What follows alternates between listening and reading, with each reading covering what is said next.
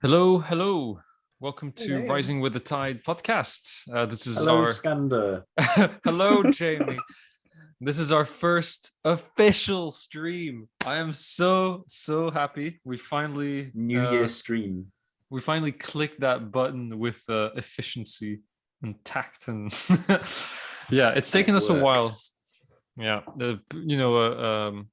what's the word? Courageous viewers who've really like stuck with us through loyal viewers who stuck with us through all the tech difficulties will know that we clicked that online, like go online button. Wait, maybe so eight or nine times. Any viewers we had last time just couldn't hear me the entire time. Yes, it's just you. That's correct. Okay. For an hour No and wonder a half. they were so happy. For about 1 hour and a half, no one could hear Jamie. I was just talking to myself on the internet. Which is basically just a normal episode. Yeah, so... that's true, yeah. But yeah, so thank you so much for joining us today, everyone, for watching. And of course, this is available on Twitch live, but it will also be on YouTube as soon as the recording is done, and on Spotify, on Apple Podcasts, Google Podcasts, all the places that you listen to the stuff. It will be there as well. However, please know that as we are streaming, and we discussed it in that first stream, we are doing this a little bit in a way to cut ourselves a bit of slack and stop having to do 3 hours of editing for every episode.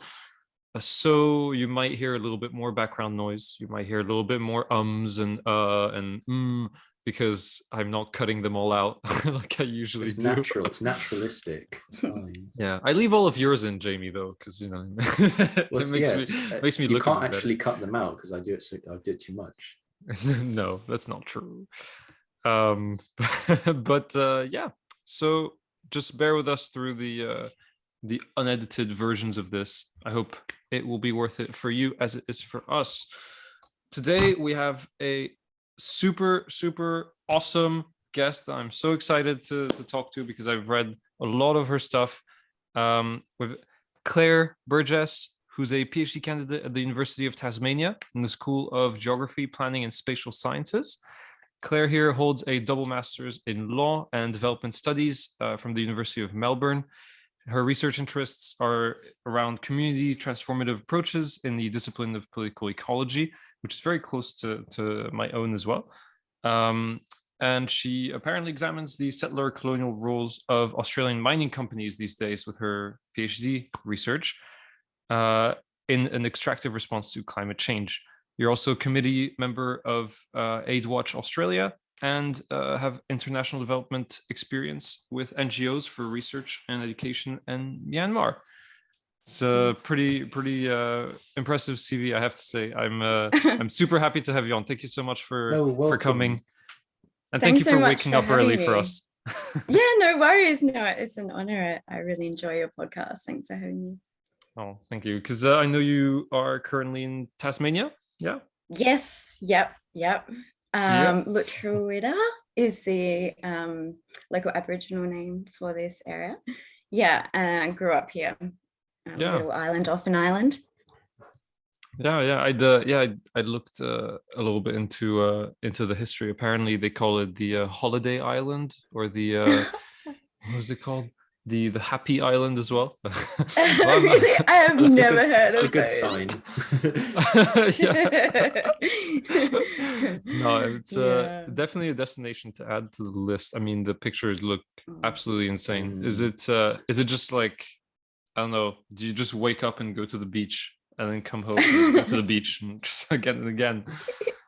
I wish, but yeah, there's definitely people that can do that. I live near the beach. I'm not too far away, and definitely getting into the surfing this year, which has been awesome. Yeah. That's pretty nice. It is cold though. The water is deadly cold, but yeah, we've got really good wetties. Yeah, I just got into surfing. Makes us tough. Last year. Yeah. Oh, really? I just got into surfing last year. In Costa Rica, obviously the water is a bit different. It was like 30 degrees or something. And then I come to Oslo, and my friends are like, "Hey, do you want to go surf?" And they're like, "Yeah, sure." And then Jamie and I took a little dip in the pond the other day, and Yeah, it was we did okay. We were in there for like 4 seconds. It's fine. yeah. Oh, that's pretty impressive. Like, it's pretty chilly there right now. It makes you just not want to like fall off your board. So I guess you just get really Yeah, good at that's surfing. good. Yeah, When I yeah. like tested, I put my fingers in the water, and it's that kind of cold where you're like your hands aching Mm. for a good like 10 seconds. Out, it's like, ooh, Oh, that sucked yeah. like quite a lot of heat out my fingers just then. So, Claire, you're currently doing a PhD in at the School of Yeah. Geography, Planning and Spatial Sciences. How is that going? What can you tell us a little bit about? Maybe that's kind of where we can start. Is your journey up to this PhD, because you have a double Mhm. master's as well. Um, and so, did you always see your? I guess it's kind of my first question, but did you always see yourself going this route through some professional experience, some academic experience, a PhD, which not everyone decides to do? Uh, was this a natural path? Um, yeah, natural in the sense that I kind of followed my intuition, what I was feeling into at the time, and then also that aligned with opportunities that came up.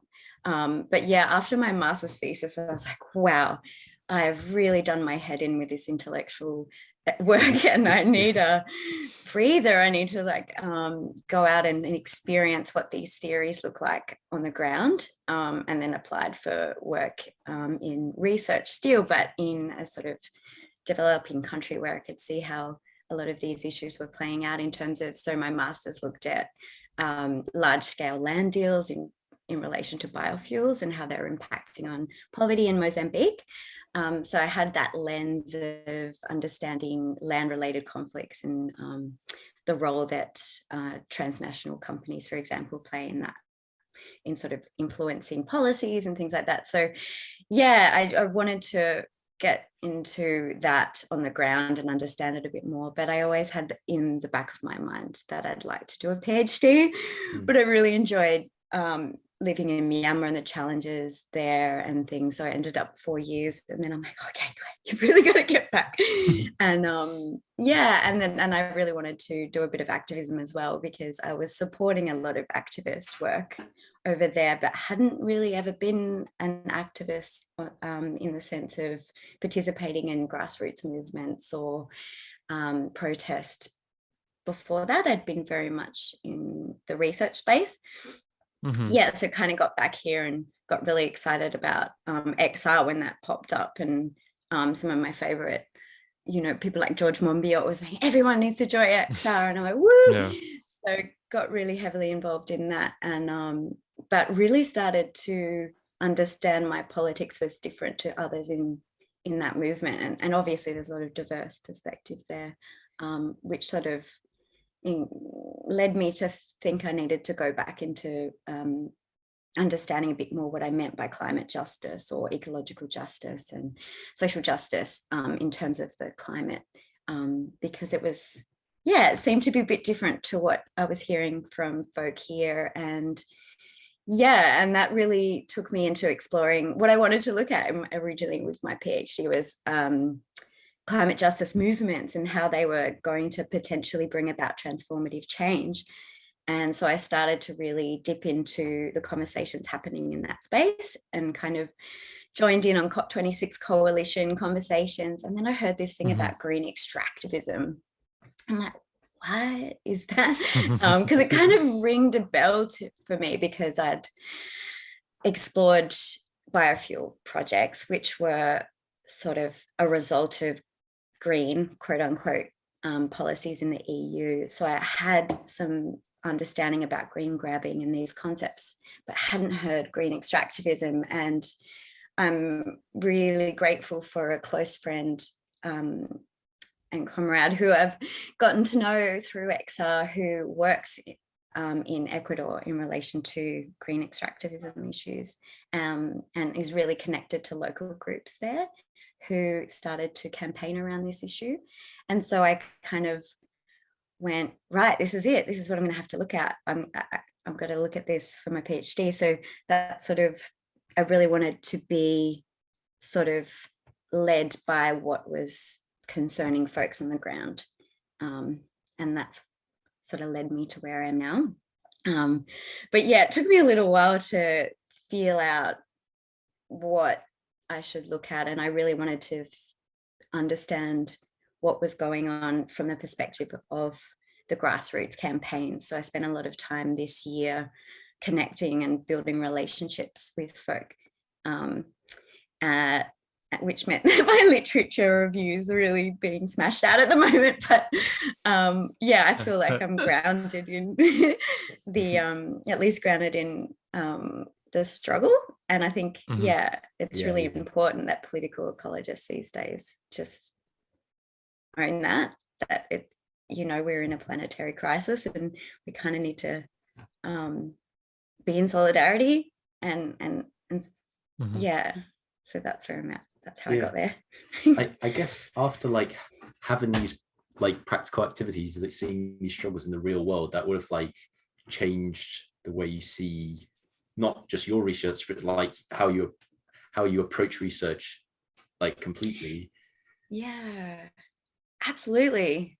And coming from Australia, a so-called Australia land that was stolen, in order to sort of feel through that process in terms of wanting to transform the research praxis and engagement, really led me to understanding Indigenous knowledge sort of around this space. So I've been reading a lot about research as a ceremony process, research as like yearning, and building relationships with Indigenous, you know, voices here has been important, I think, for me in sort of situating how I go about research in this space, because a lot of the time it's communities from Indigenous groups, and I struggle with using the word Indigenous because I know there's problems with it, but because I'm looking at this from a global sort of perspective, it's happening all around the world, I'll use that word. Yeah, and so that has led me to engage with a lot of long, lengthy conversations with people and sort of learning about how we can co-produce knowledge together through these yarns and walking and exploring even movement in some ways. I've been exploring movement as a way to kind of store my research, if that makes sense. It's still sort of evolving, but yeah, definitely been looking into different forms of research praxis. That sounds really interesting. Like maybe we could like and this, I'm not familiar with this term yarning either. So like we could talk a bit more about that. Maybe. Yeah, it's like to have a yarn.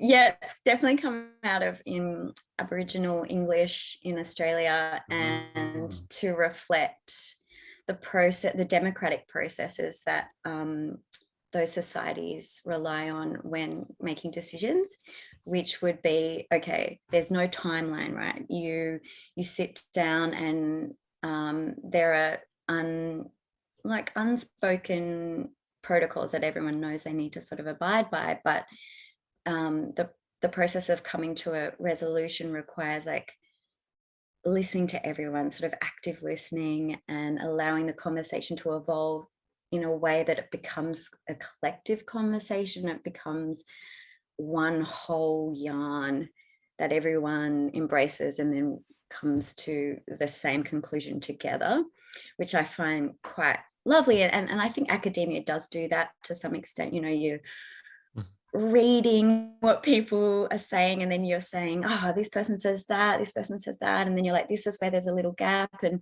this is where my contribution might be to add to this yarn. And so that seeing it as a relational process, I think, is important, because it transforms that idea that we are competing with each other and we're like, this is my idea, you've stole my idea, or something like that, you know, that creates those divisions that we're trying to, I think, as political ecologists, challenge. I like that it's not, I mean, there's obviously obviously constraints with my PhD. It is time bound to some extent, but working through the process of having lengthy yarns with people that I want to bring into the PhD and have those voices be heard in that as well. Somehow, we'll see. That's the intention. Yeah, I was super excited I am super excited for this episode because I think one of the main reasons for it is that I bring this up from time to time. But as you said, like the political ecology topic, especially of green extractivism and such, has kind of like seemed to kind of just appear in your life a little bit, right? And like kind of grab you.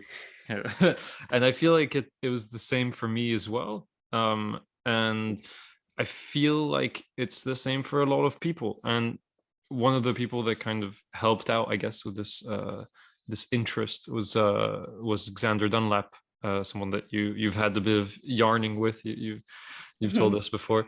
And so since that episode that we did with him, it's true that it really like brought, at least I know myself, it brought me into a lot of this this zone of really thinking more critically about the solutions that we're given, about these like holy grail kind of solutions. And yeah, so I'm really excited to get like a little bit deeper into this topic specifically, because we've been able to touch on it a little bit here and there since that episode, but we haven't really had an episode kind of on that topic, I think, at least not in as much depth. So I'm excited to get into that a little bit.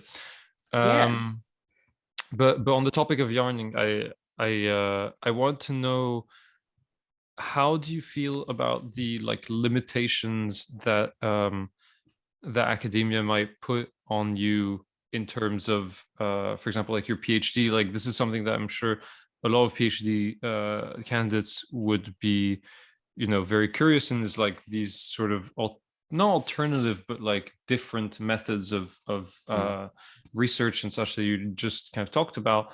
How difficult is it, or how possible is it to really bring it into a PhD? Are there like systemic kind of limits to what you can really do, and does that in a way shape what we are taught to think of as real research and unreal? Certainly think there are challenges within the academic institution around that, specifically regarding sort of ethics applications and needing to kind of fit this rigid structure that has sort of quite narrow purposes, and it's not really fit for purpose in engaging in a broader discussion about ethics, which would, I think, lead to more conversations around the importance for relationality and yarning in research. So I think there's that, but at the same time, there is a lot of good academic work that justifies this approach.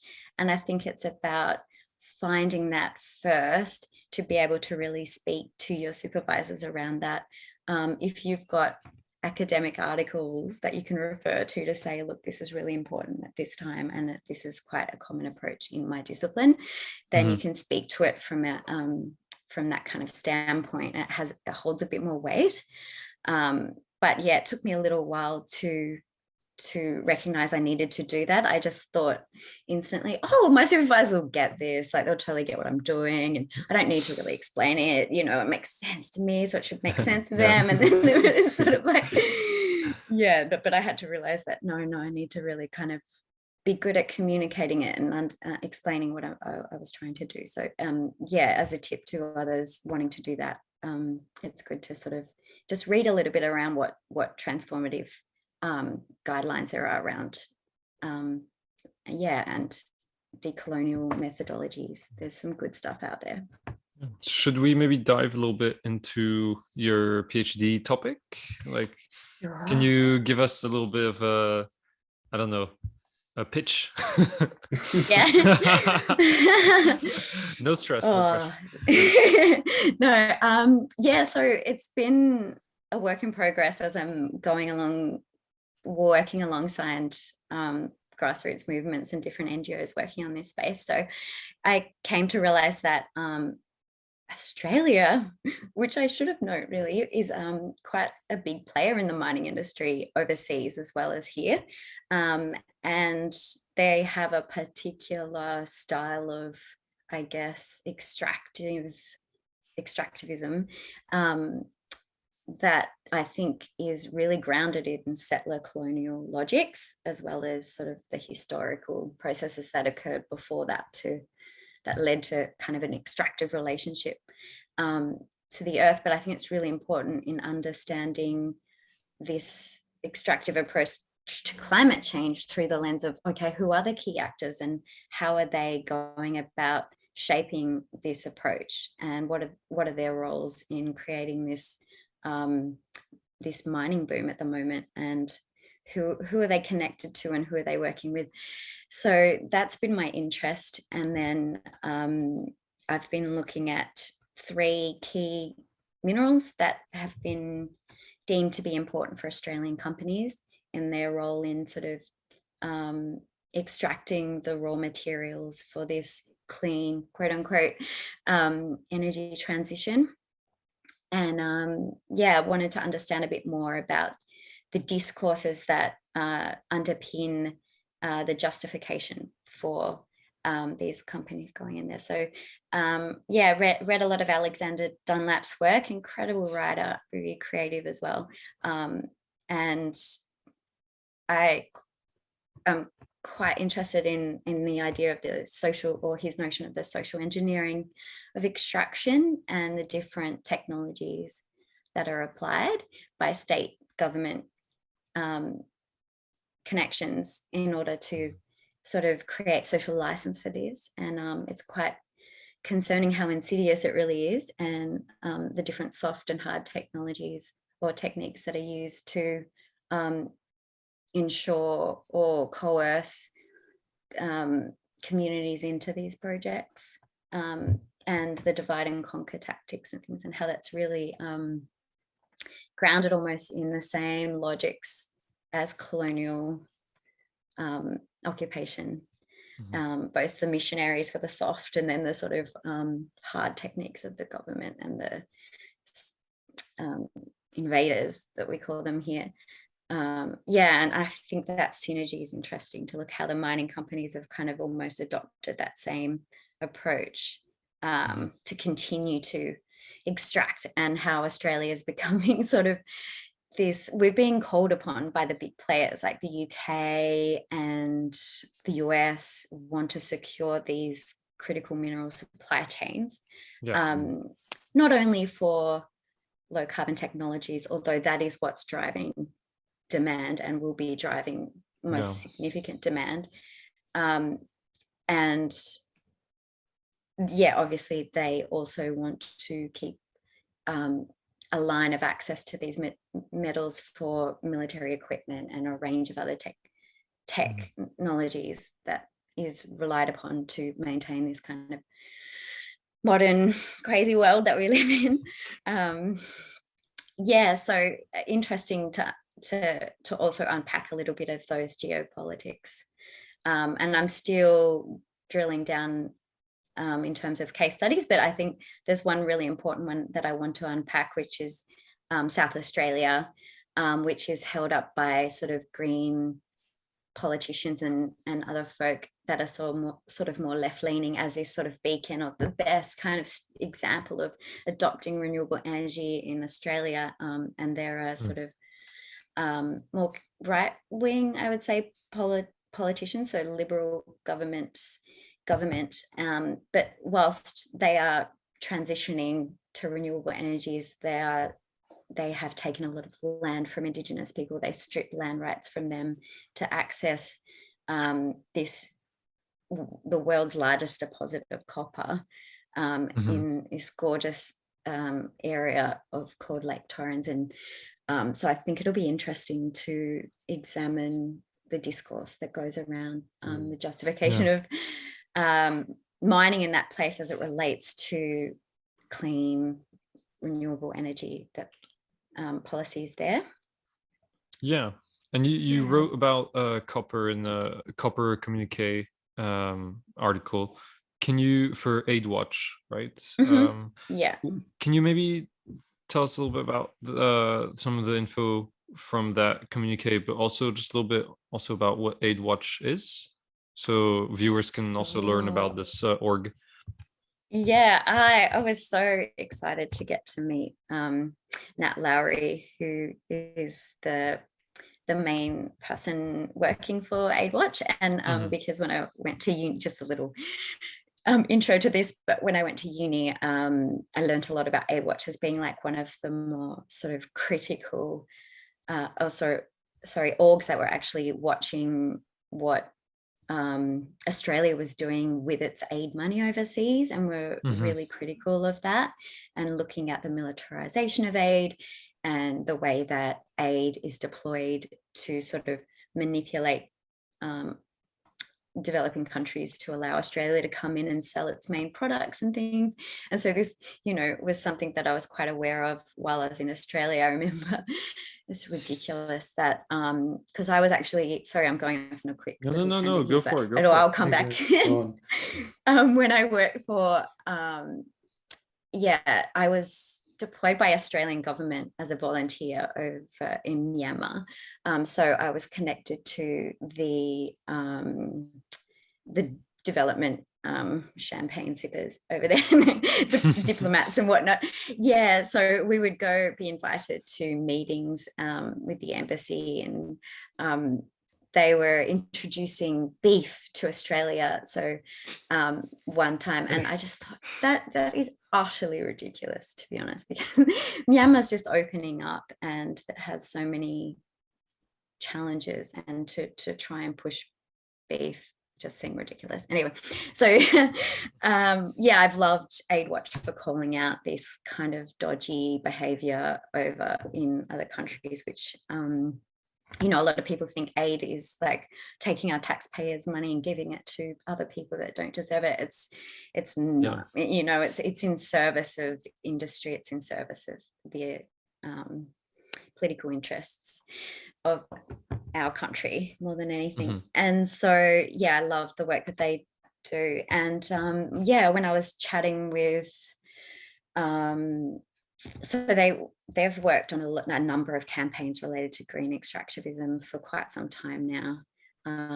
There's been the case of deep sea mining that Nat's been involved in for I think 10 years now, really calling that out, saying that the companies greenwashing by saying that to dig up the deep sea, it's much better, it's more sustainable than doing it on land and things like that. So she's been, because I think they called themselves deep green metals initially, and they had to change that in the end. But and she's also been supporting, or Aid Watch has been supporting a SEPIC campaign, which a group of concerned sort of civil society groups and folk on the ground in Papua New Guinea, really concerned about a big project over there. It's like a massive development project, but part of that is a mining for copper along this stunning, what has been sort of listed for tentative status as World Heritage Area.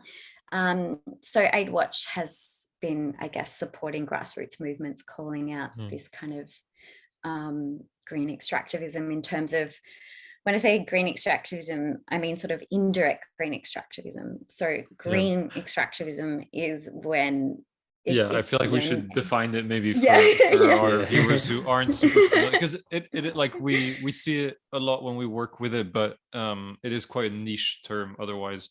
Would you say that green extractivism is a philosophy or an approach towards extracting raw primary resources from the earth with the defense that it will be used for climate change or green use? Would you say that's kind of a very that's brief? a good, definitely. And I think it's still an evolving like concept as well, but because extractivism the concept of extractivism has a history of being used by grassroots movements as well as academics. So there's this kind of interweaving of and evolving of this term that's very quite political, and when you're using it, I guess it needs to be recognized that you're taking a stance, that you are playing a role in a global struggle by using that word. And so for green extractivism, it's been used by some activist or NGO groups as a term, to cover the whole spectrum of the supply chain demand for renewable energy and other low carbon technologies like electric vehicles.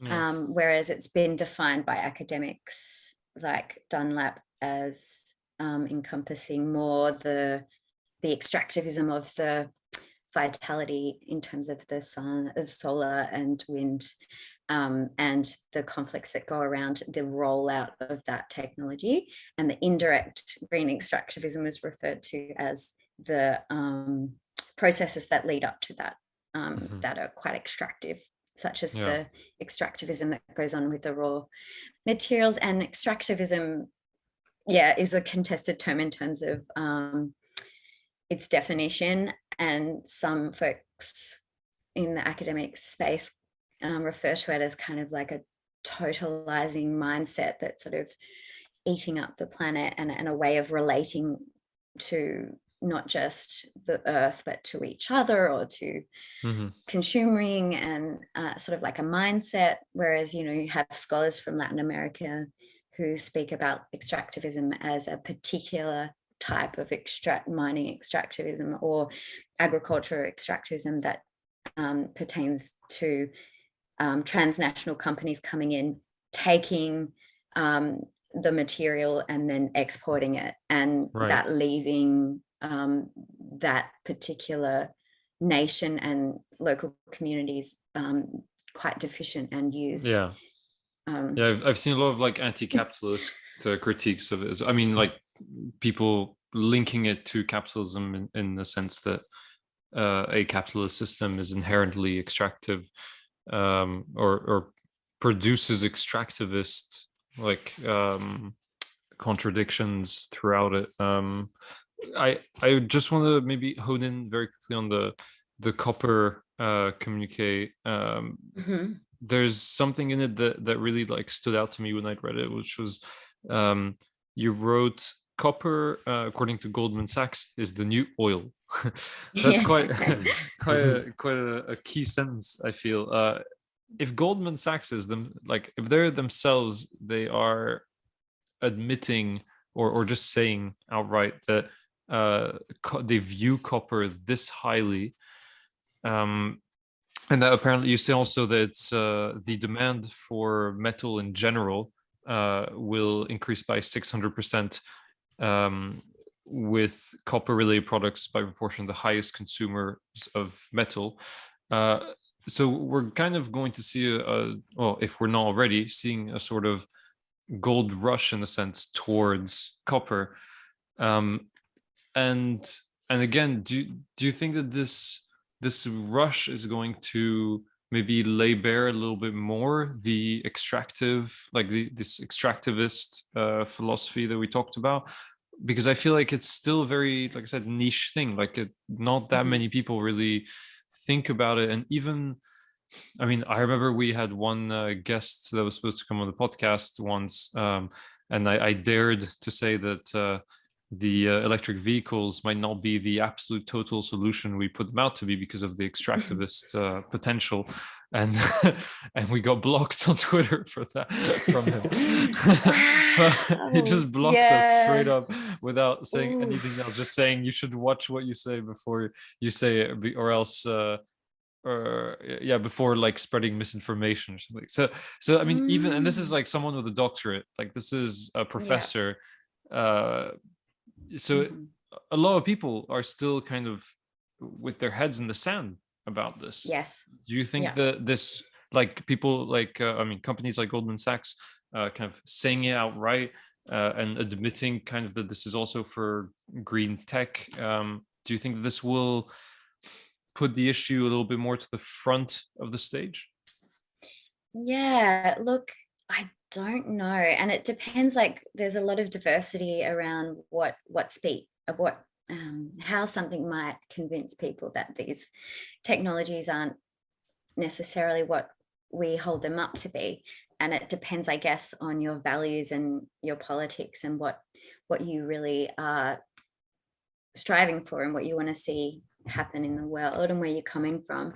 And so I think like it actually, for me, when I really realized that renewables, quote unquote, were not what we thought they were, I actually felt physically sick. I had a very visceral experience, and to start even thinking in my mind to challenge it was it was a real struggle, and that I had to work through emotionally.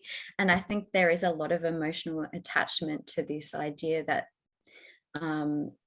fossil fuels can be replaced by renewable energy. And yeah, so Xander looks at that, like that dichotomy and the problems with that. And so I think there is that something in that needs to be challenged and worked through.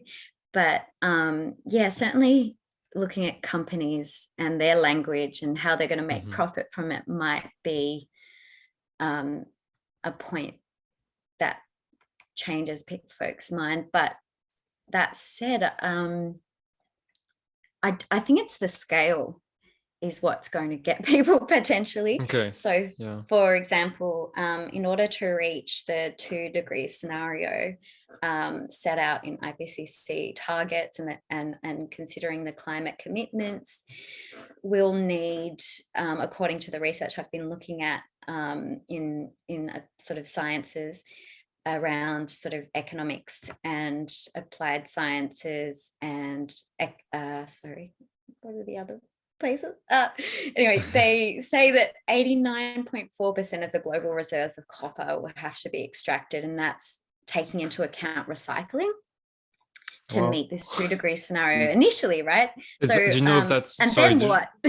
Yeah. Sorry? Do you know if that? No, my bad. I just very quickly wanted to know if that's 89%. Is that of known reserves, or is that also with like estimated unfound? Because I know there's always like kind of two numbers, one which is the one we know of, and then the ones that we kind of think there are, but we're not sure. Yeah, I'm pretty sure that's the known reserves. Yeah. Okay. Yeah. Damn, that's impossibly large. And without recycling, I think it's 130%. So it's going over. And then, it's not taking into consideration long-term concerns when these technologies end their life. And yes, yeah, it's big. And I hope that folks start to look at this because, and this sort of scholars, at least not so much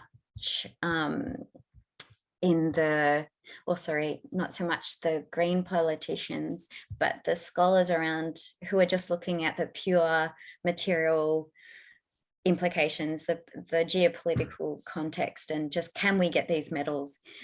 Is it even feasible? And they're raising the alarm to say that it's probably not.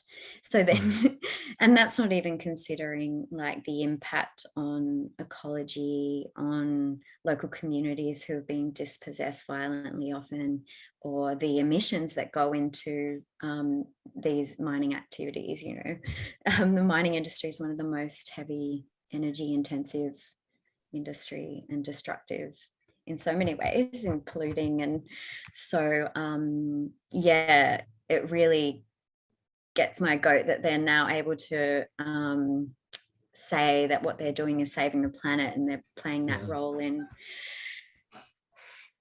Yeah.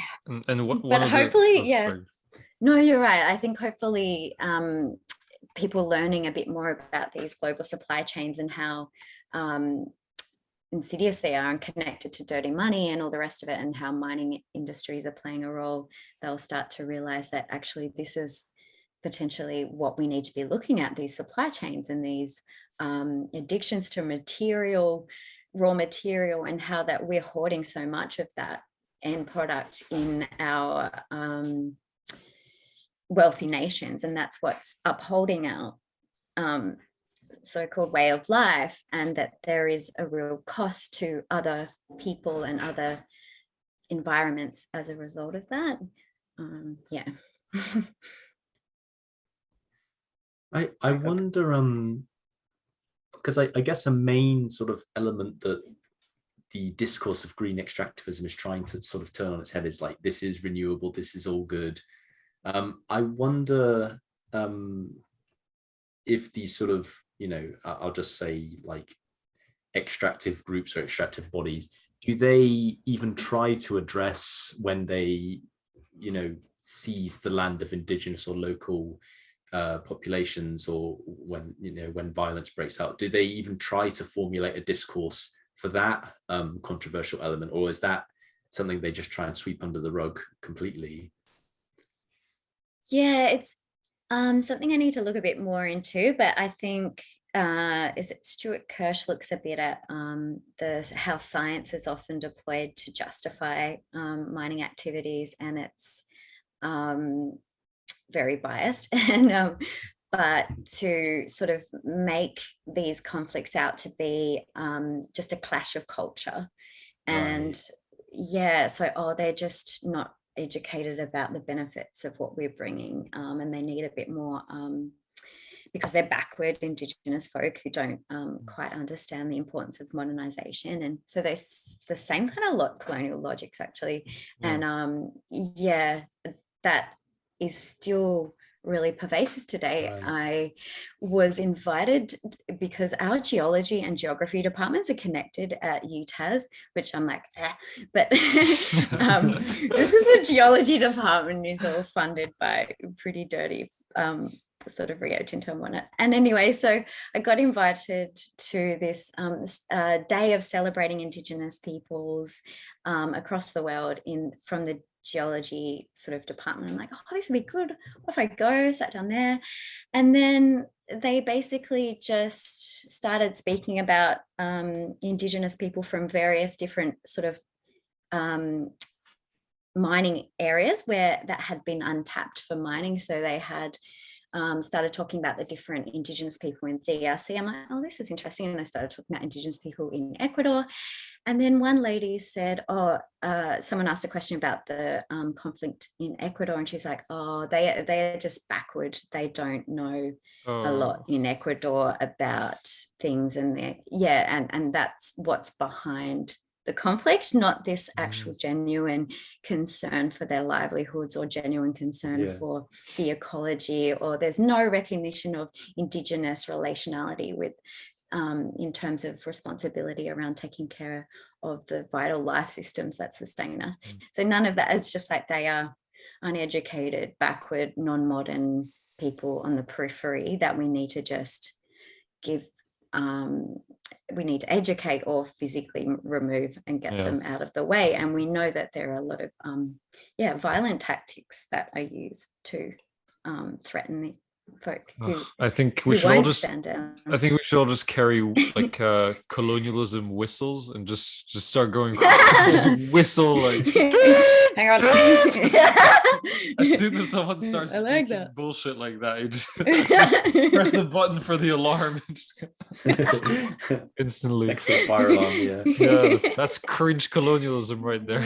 Stop it. No, I actually got up and terrible. walked out and did a bit of a shut the door really loudly. I can't believe myself. My physical reaction was like, and I got up and I walked out, and then I went back into my room.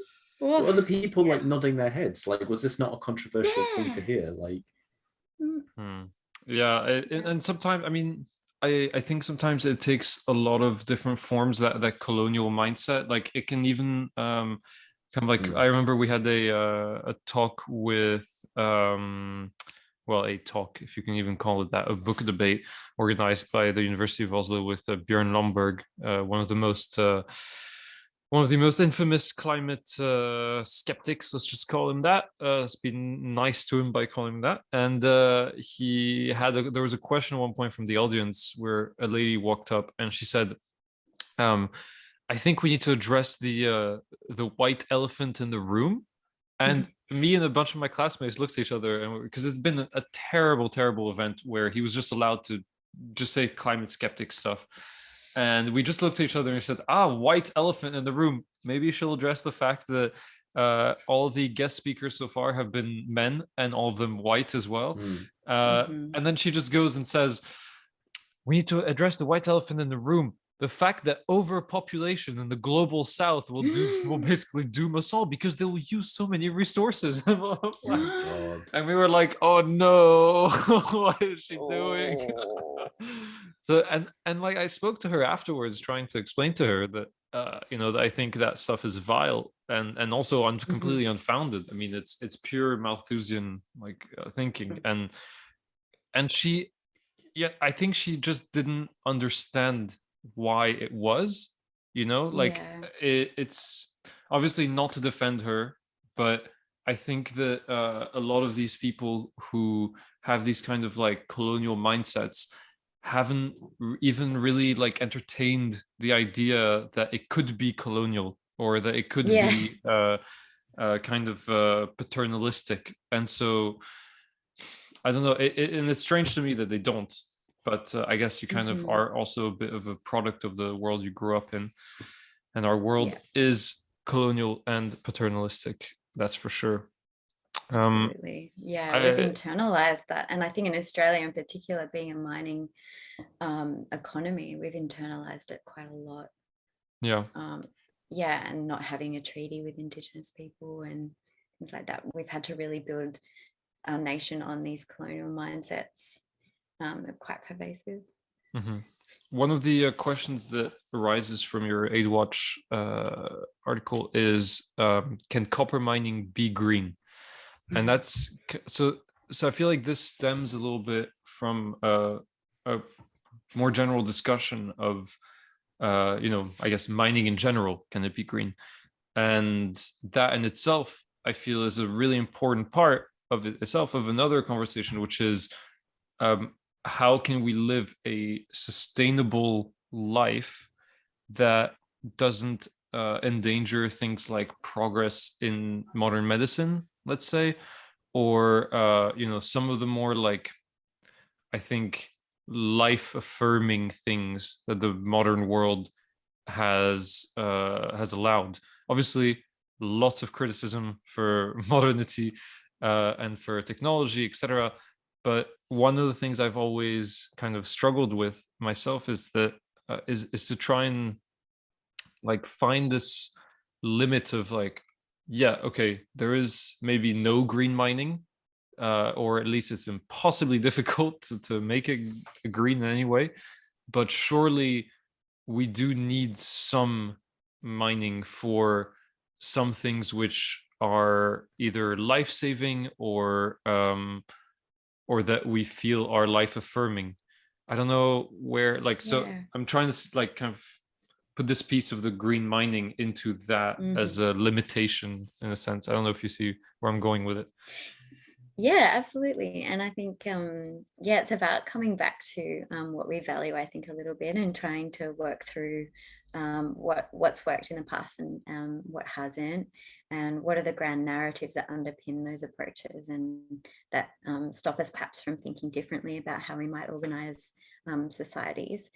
And I think a lot of it is also about having yarns and having diverse voices brought into the conversation and coming together collectively to talk about these issues and what we want to value in life and what we want to take forward.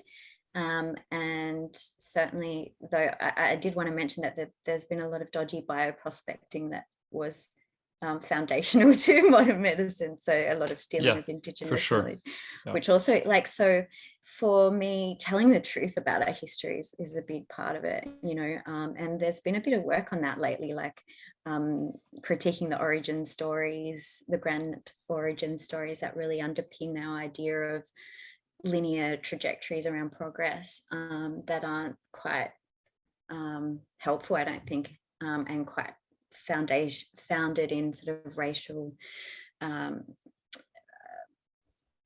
ideas, and at the same time not really grounded in good science either.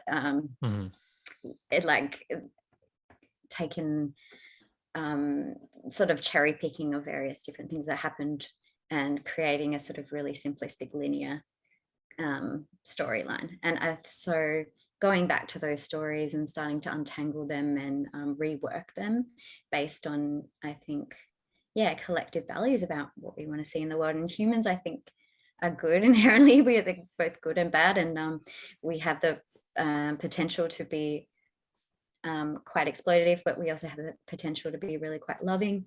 And I think Indigenous communities in Australia over the years demonstrate, at least in their recounting of various different key events over the sort of last 30 to 40,000 years, which, you know, they're so they have been really great at holding stories through art, culture, and ritual to remember these things, but that there's survivalist tendencies in us that that society sort of need to deal with and work out ways that how do we learn to and work with these sort of aggressive tendencies in ourselves and create societies that are holistic and about sort of land-based kind of local reflection of the ecology almost, and create our societies based on that, sort of humble societies, I guess.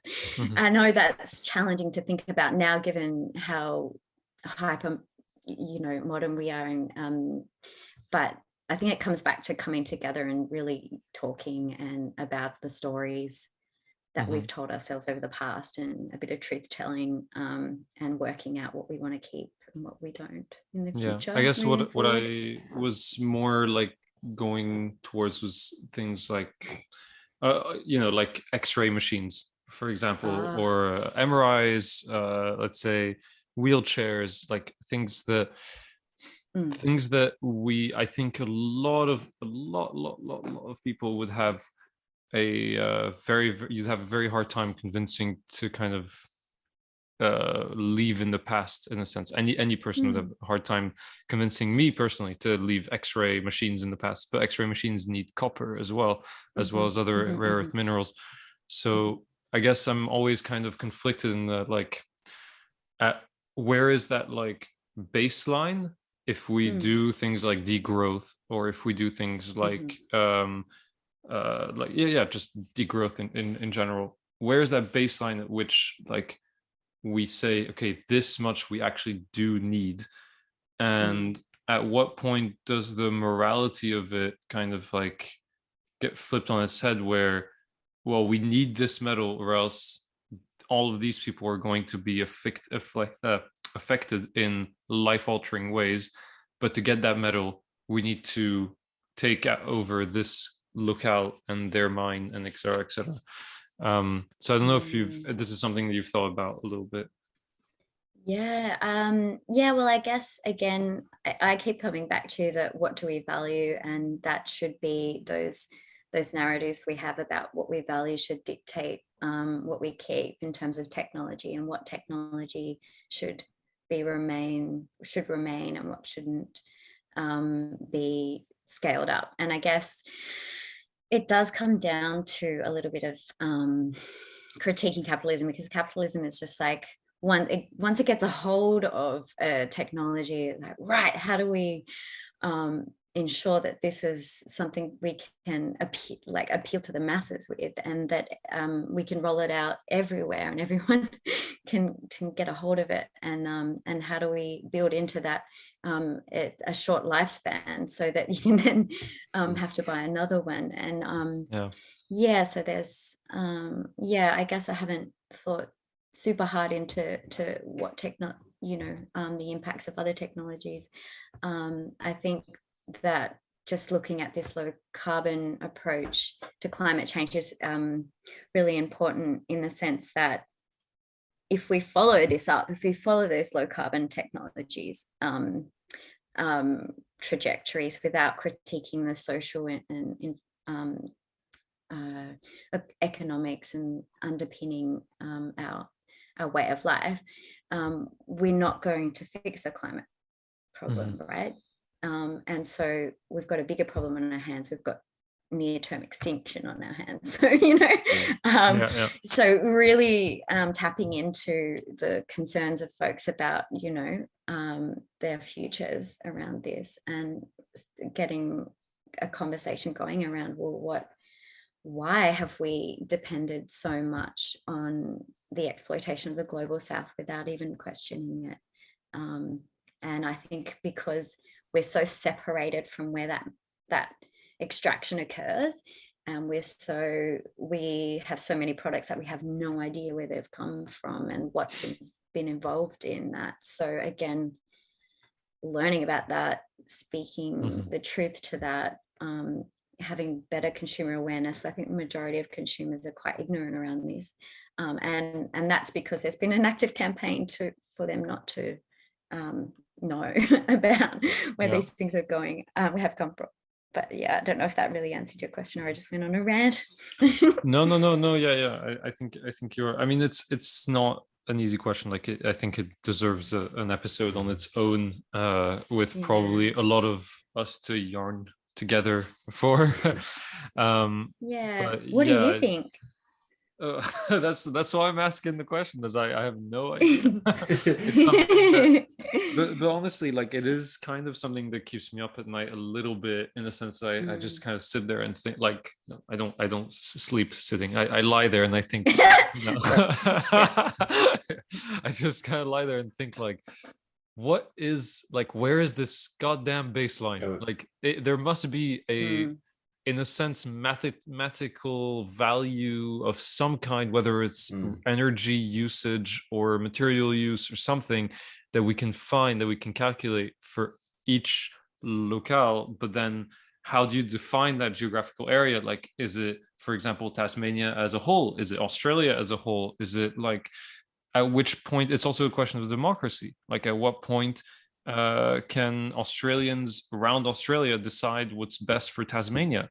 At what point can someone from the north of Tasmania decide what's best for someone in the south of Tasmania, et cetera, et cetera? And, like, it's a interweaving of questions that I don't think will ever be fully answered, but I'm very excited seeing people kind of take bites out of, you know, of that big cookie that will have to be eaten at some point.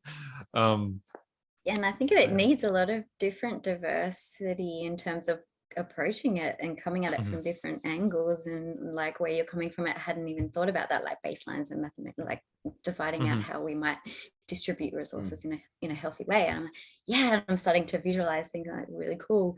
And having these conversations and allowing voices to come in and add to that aspect. Like, I like the idea of Gadamer, I think I'm not pronouncing his name probably, but the idea of fusion horizons. And so you have all these satellites around the globe, and then they all have a very different perspective on the planet, and then like, so molding them all together in this, like, fusion of horizons is, like, how I think will help the problem in a way, rather than just looking up to the climate scientists. I think is problematic, as don't look up, demonstrate, because they're just humans, and they're also, like, have their niche expertise in being able to tell us how fucked we are, sorry for the language, and then but not necessarily able to really talk about what we need to do, because it's a big complex sort of problem. I agree. We need to find the right strategy and almost have the right infrastructure to have the actual population have a real input on these conversations. I think that what you mentioned, Claire, about kind of those different worlds, I think also relates to the, like, quantitative and qualitative kind of visions as well. Like, I think both are so important, and I feel like in academia, maybe I don't know, maybe this is just my experience of it, but I feel like the one derails the other a lot. Like, what's the word? Denigrates. Is that the other a lot? I don't know if that's from French. Sometimes I take French words and use them in English. Sometimes it works. But basically, I feel like a lot of people who do qualitative work talk shit about quantitative work, and the opposite goes as well. Like qualitative work people, kind of like social scientists here, who kind of love to say that the quantitative people, sorry, the people who work with more like numbers and stuff, don't have hearts. But then the quantitative people, sorry, I know this is getting confusing for those listening, but the quantitative people seem to kind of look down a little bit, I feel, upon the qualitative, because they kind of see it as too, like, not focused enough on the real world, like idealistic, what they call the real world. But I think it's so necessary to have a mixture of both, like balance and everything always. We need that like empathy and heart, while really like getting our hands dirty with numbers as well, because we can't just speak poetry and have like new modes of production pop up.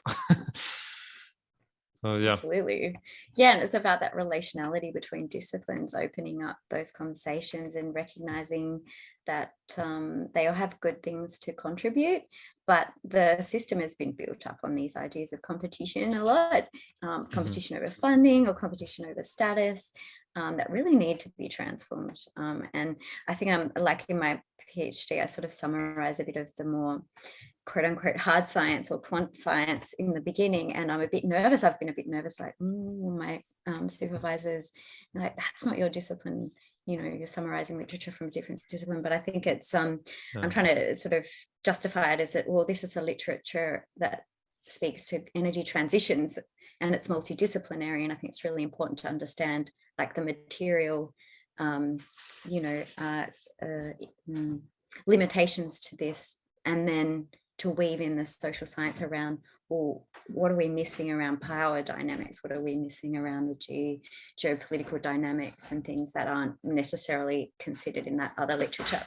But yeah, I'd love to know how you think we can build these interdisciplinary conversations, because I think what's happened in the past, I think, is just this idea of like competition has been cherry picking of Charles Darwin, I think, and he actually talked about cooperation as being really important for society's survival, so how do we cooperate around this, like, we had genuinely? We had the absolutely amazing political ecologist, although I think he hates calling himself that, Paul Robbins, on the show. Oh, wow. Like 1 month ago, something like that. Anyways, before Christmas. Awesome. Yeah, he graced us with his presence. Absolute legend of a man. But yeah, no, I actually, is it here? No, I have his book somewhere. But he was telling us about his work at the University of Wisconsin-Madison, and how at the Nelson Institute, and how they almost force, in a way, their students to be interdisciplinary and multidisciplinary, like to really, like, if they're doing research on I think he said something like he had a coworker or a postdoc or something who was doing research on bird populations in the Amazon, using like audio analysis. So they would like basically put a big like a mic and listen to the bird calls, and by doing that estimate the population of birds. And to kind of pair that up, to basically push them to pair up their work with someone from, let's say, the other side, even though it's also like he's also pushing them to go into the hard sciences as well, etc. And so you have people who will be studying that then link up with people studying the geopolitical like leather trade, for example, right, in the Amazon, and why that has been decreasing the bird populations. And so you're not just studying this, like, bird population was this high, and today 10 years ago, and today it's this high. And it's like, and that's it, there you go, information in the vacuum. Great.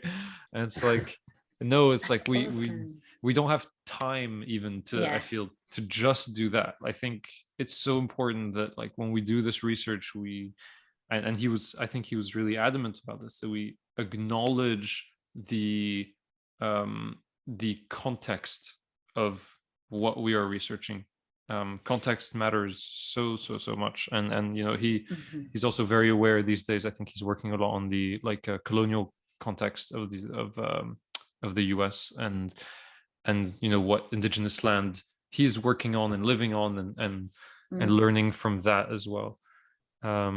Yeah, So yeah, context, people. that's Always. awesome. So important. Yeah, absolutely.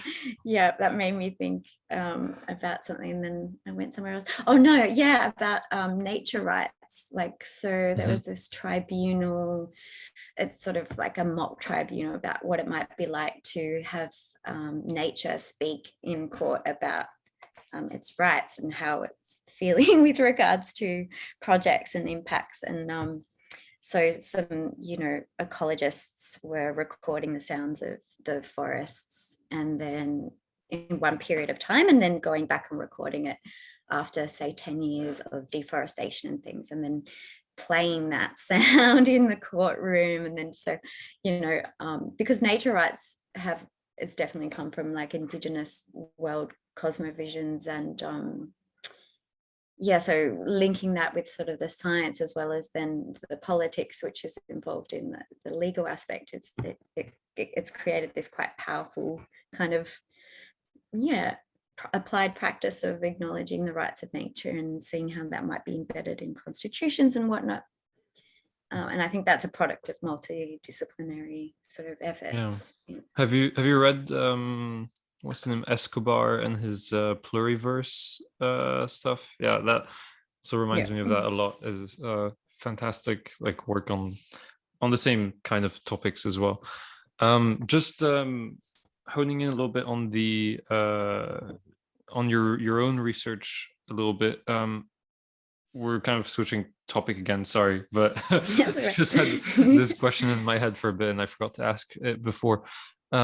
Has Australia made some like significant steps in the past, in like the recent past, in terms of mining and its approach and stuff? Like, I was wondering basically if the government kind of line has been consistent in terms of how much should be taken from the land, how much should be imported or exported. Like, I know that a lot of countries, like global north countries, are kind of seeing these like resistance movements to it's like a weird simultaneous thing where they feel like they need to be protective economically, and especially not given to anything like the Chinese markets, for example.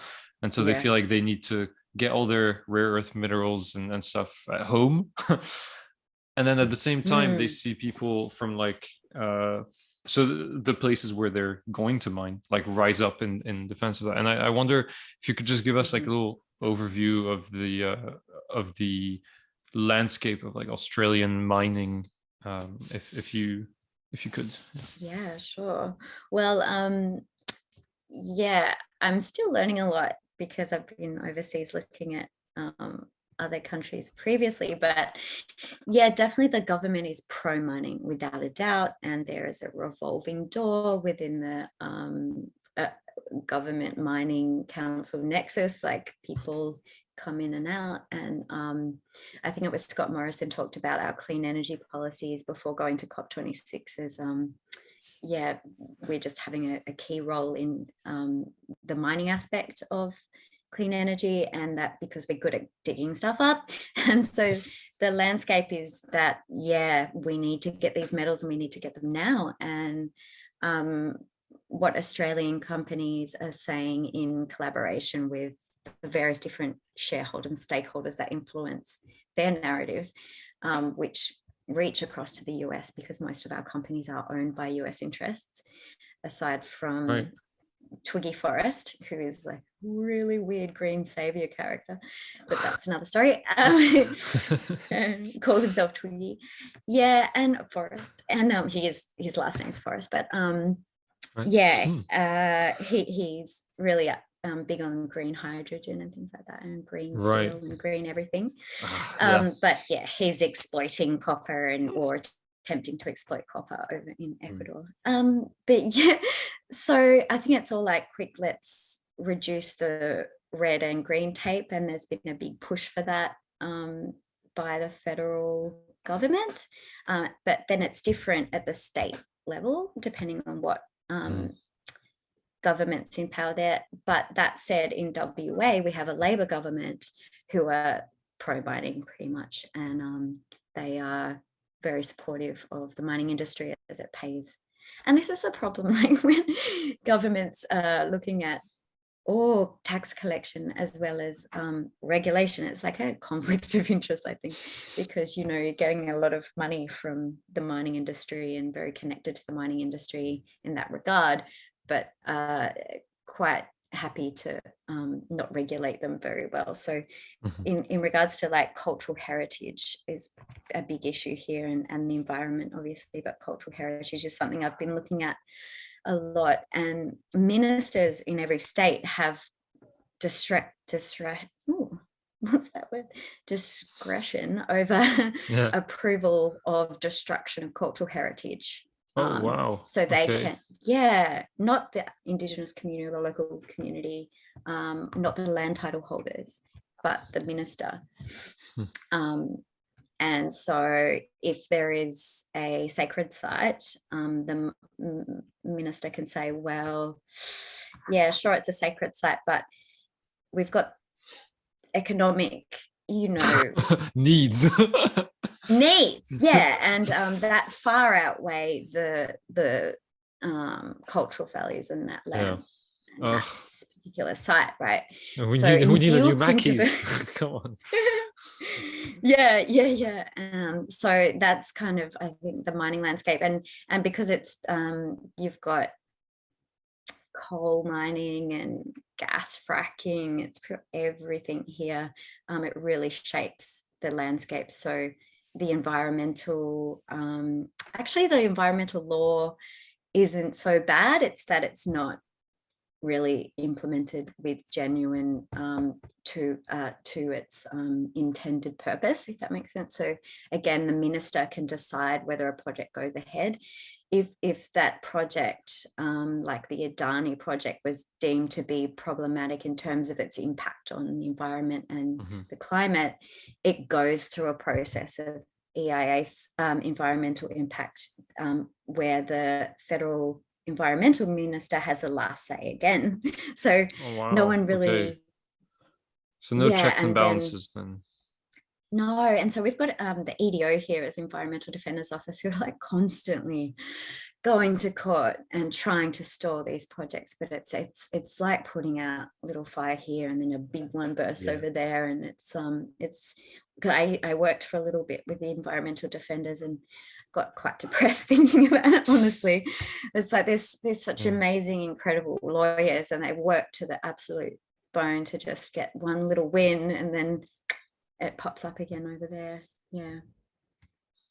Does that make sense? Is there is there a large like population of land defenders and kind of insurgency against these things, or in Australia, I mean, specifically?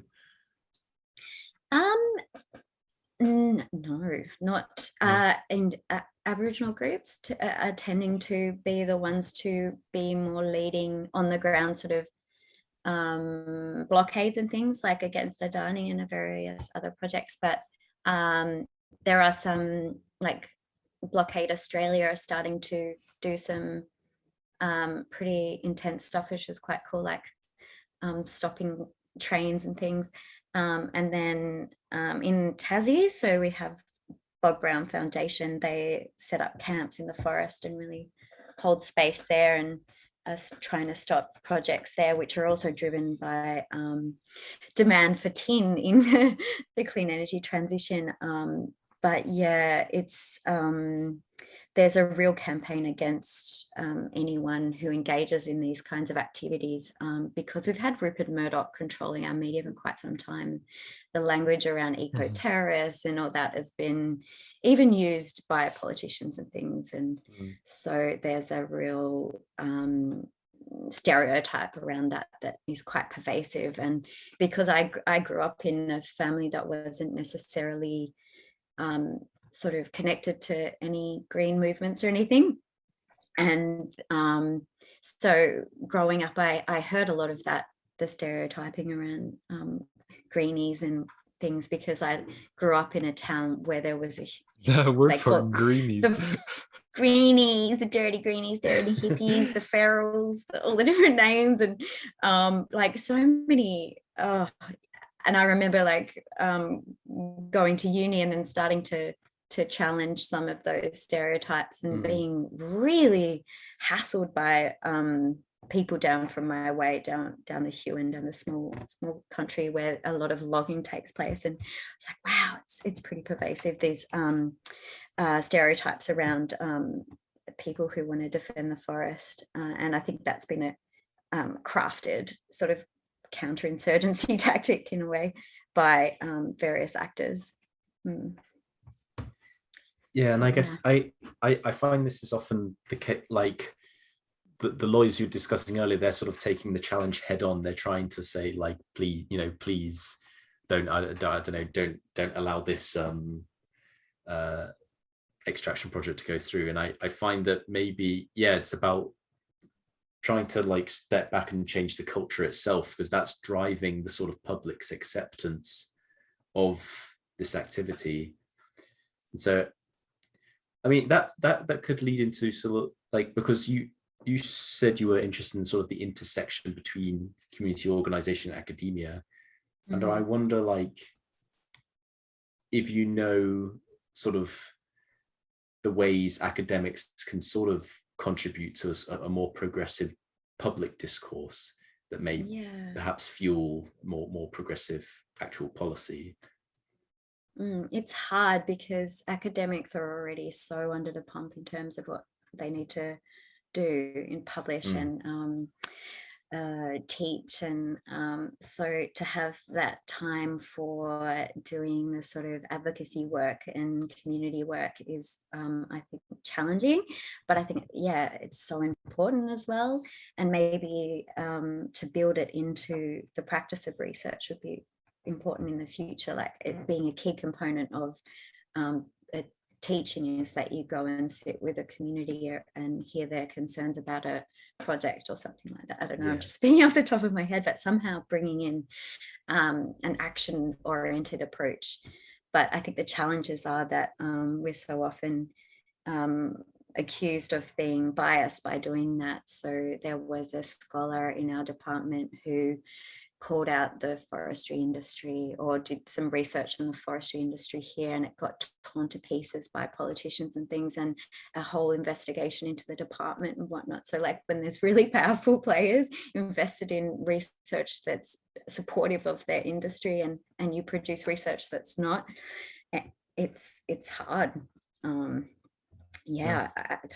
I don't know what the answer is actually, but definitely visiting and being engaged in community is important, because we can get a bit trapped in our academic mindsets and the different tensions between, they said this and they didn't consider this that goes on sometimes. And rather than like, I know I'm being a bit cheeky there, but like, going and living and experiencing things a bit to give context, because there are quite a lot of people that get comfortable in their elite status and their cushy lives, I guess, and they don't know what it's really like for different groups, I guess.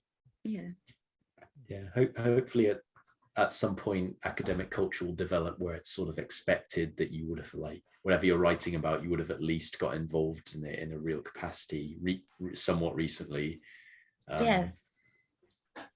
Beyond just sort of the objective lens of looking in at something and writing notes, participating. I think we're gonna have to slowly bring it to a close potentially, because I think we're running a little bit into an hour and a half soon, so it's gone by fast. But I did want to ask before we start wrapping it up, though, about your previous research in Myanmar, especially, because that's something that we didn't really discuss prior to this episode, you and I. But I'm still really interested in what you were doing up there, and and exactly kind of how you came about going to Myanmar in the first place. Yeah, well, it was sort of that when I finished my master's thesis, I was going, right, I want to go and be in a situation where I can apply some of these theories and understand things within the context of those theories and see how things are happening on the ground, and work with sort of more transformative organizations in those contexts. And so Action Aid, I get confused with it. Action Aid. I loved as well another organization I thought was really grounded in participatory research methods and grassroots led struggles. And when I saw that role pop up in the list of different volunteer roles overseas, I was like, yes, I need this. I want this so bad, because they do a really great work around land rights across the globe and really calling out extractive industries in the various spaces. So I came across them while I was doing the work on biofuels in Mozambique. So super keen to work for such a good organization. And there was a research role. So I went, yes, this is so good. And I applied and got that, and was really lucky to go there. And so I worked sort of with the sustainable livelihoods team and the land team. There was because Myanmar was opening up to foreign investment, there was a real concern that land would be vulnerable to grabbing, like large scale land grabs, and that the reform process that was going on, there was concern that wouldn't consider, the rights of customary land practice, customary land around. There's quite a lot of various different Indigenous ethnic groups around the border areas, and where a lot of resources are located, like so many resources at the time. Myanmar was upheld by foreign investors as the final frontier. So there was this like rush to get into Myanmar and exploit as much as I swear every frontier is the final frontier. Every I swear, guys, this time it's the final one. This is it. Me. We don't need another one. The moon's next. Gosh. Mars. So really worked there in using participatory methods that were already ingrained in the work that Action Aid did, and worked with youth on developing their own questions around, how might we understand community land practices, as well as whether those community land practices were being adequately recognised in the land governance systems and the laws and stuff. So it was beautiful we had a training program where we talked to youth and about these issues, and they developed the questionnaires, and we went off on a trip and around Myanmar gathering data and community voices and focusing on those voices about both their relationship to land and governance relationship to land, and what they were facing in terms of threats to their livelihoods around land issues. Then I did a bit of work on climate stuff with a NGO who was sort of concerned about the impacts, not so much of climate actually, sorry, the environmental impacts on Lake Inle, which is like a big sort of tourist destination, and due to the runoff that was coming down the hill and different agricultural practices in the uplands, they wanted to sort of introduce new farming practices up there. And I found that one a really challenging role, because it was pretty much going into Indigenous areas and saying, hey, your practices aren't quite good. This is what you should be doing. And by the way, you can tap into this global market and sell these products, and we'll link you in with a buyer. And it's like, whoa, that's full primitive accumulation, like getting them caught up in it, rather than recognizing Indigenous local practices, and that maybe the reason they're using fertilizers and things is because of other factors like climate or having their land taken or the rest of it. And that was a challenging one, but there were some good things that were being introduced, like organic methods and things that were helpful, I think.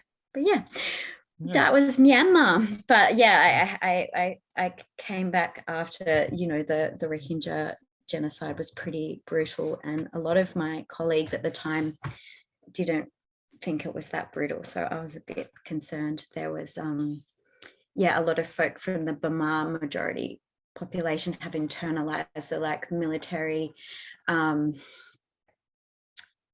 racism, I guess, against the Rohingya there, and so they were really not recognizing that was a genocide, and they're sort of speaking from a Buddhist lens, saying that, oh, they've just got bad karma, they deserve it. And it was like, whoa, that was a real, I really struggled with that, and yeah, I realized it was time to come home, I think. Yeah, but thanks for asking those questions. I really enjoyed being on this show. It sounds like a transformative experience, and we'll actually be talking not about the Myanmar genocide, but the potential. I say potential because I have no idea whether it is or not, and I would prefer not to put to use that word when I personally don't know it. But we'll potentially be having Tekle Haimenot Welde Michel next week on to talk about the Tigray genocide. So, which I know nothing about, but I'm quite eager to learn about that as well, because like the one in Myanmar as well, I feel like so many of these conflicts or crises that are then sometimes labeled as genocide kind of like pass through the news cycle super fast in our 24/7 news. And I feel like even if you keep an eye on the news, you still sometimes don't really get to fully like appreciate in the sense of understanding the like totality of the conflicts that you're witnessing. It's kind of like, oh, look here, conflict. Oh, look here, conflict. And then some of them are like you say in Myanmar, like you came back to colleagues who didn't really properly understand the scale or maybe the atrocities. But yeah, so I think it's a difficult thing to have to deal with. But yes, on the on a happier note, I'm definitely going to tune in. Yeah. On a happier note, though, thank you so much for coming on the show. It was really a blast to have you on, and thank you for being our first official stream guest. Thanks very much for having me. First stream guest. Yeah, that's true. First 2022. Love that number one pole position. Yes. Exactly. No, thanks so much for having me and taking an interest in this stuff. Thank you. Yeah, for sure. And we'll be keeping an eye on your PhD for when you put it out potentially for the public to see. Yeah. I don't know. Yeah. When actually, I haven't asked you, but when are you kind of due to finish it in this sort of? I know that they can take wildly different times sometimes, but. Yeah, in about 2.5 years. Okay, all right, yeah. But I'm wanting to publish along the way, so. Yeah, awesome. Well, you're always welcome back. Completely different pitch at the end of that. You'll be like, what is she talking about? She's not even talking about the same thing anymore. No. Yeah, I was thinking actually, maybe sometime in the next few months we could have a kind of larger discussion or something. Like maybe we could have a rising with the tide, like I don't know, like conference or something with invite back a bunch of the guests that we've had and just like have a much larger discussion. So I love that. I feel like having one on extractivism, if you're up for it, that would be really cool to try and do. We could invite a bunch of the guests that we've had already before on. So that's a great idea. Yeah. Thank you so much, Claire. Thanks for waking up early for us. I really appreciate it. No worries. And, we'll be keeping an eye on your work. Great. Likewise. All the best with your podcast. Thank you very much. Thank you. Take care. Thank you. Bye-bye.